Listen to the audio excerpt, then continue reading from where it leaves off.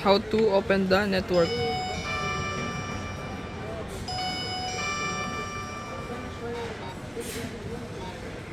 Star hash,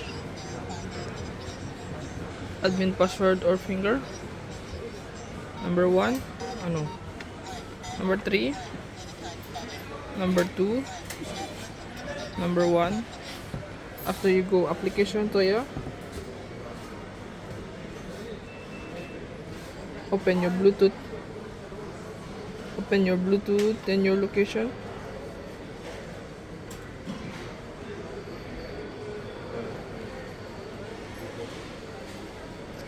Add device.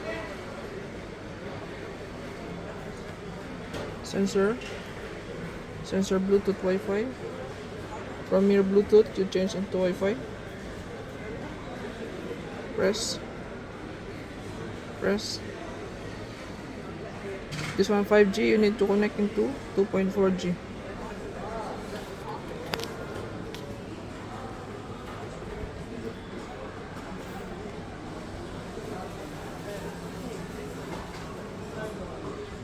Come back. Connect.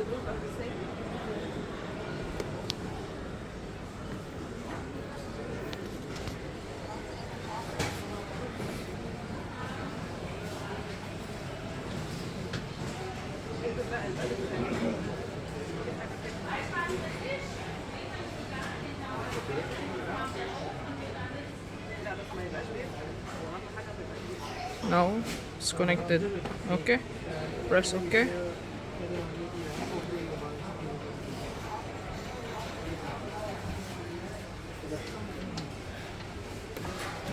If somebody ring the bell, It doesn't open, right?